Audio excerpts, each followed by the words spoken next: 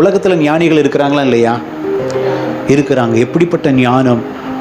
கல்வியில் சிறந்திருக்கிறதான ஞானம், வேலையில் திறமையான ஞானம், சில இன்வென்ஷன், பல புதிய கண்டுபிடிப்புகளை கண்டுபிடிக்கிறதுல அவருடைய ஞானம், காரியங்களை நேர்த்தியாக செய்கிறதுல அவருடைய ஞானம், உலக ஞானம். அது நமக்கு தேவையா இல்லையா? தேவை. உலக ஞானம் நமக்கு தேவை. படிக்கிறதுக்கு ஞானம் தேவை. ஒரு காரியத்தை செய்வதற்கு ஞானம் தேவை. உண்மைதான், உலக ஞானம். ஆனால் இந்த உலக ஞானம் அவனுக்கு ஒரு நல்ல பெயர், நல்ல ஒரு புகழ், நல்ல ஒரு வேலை, இதெல்லாம் வாங்கி தரும். பரலோகம் கொண்டு போமா? உலக ஞானம் எங்கே கொண்டு போகாது?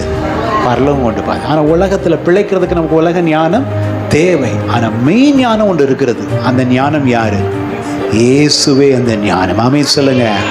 1 கொரிந்தியர் 1 கடைசியில் சொல்லப்பட்டிருக்கும். அவரே யாரு? இயேசு கிறிஸ்துவே நமக்கு ஞானமும் நீதியும் பரிசுத்தமும் மீட்புமானார். இந்த ஞானி அடிக்கடி சொல்லுவோம், எதை சம்பாதிச்சாலும் எதை சம்பாதியா? ஞானத்தை சம்பாதி. நீ அதை மேன்மைப்படுத்தினா அது ஒன்று என்ன செய்யும்? நீ கர்த்தரை மேன்மைப்படுத்தி பாரு, கர்த்தர் ஒன்றை மேன்மைப்படுத்துவா. அல்லேலூயா.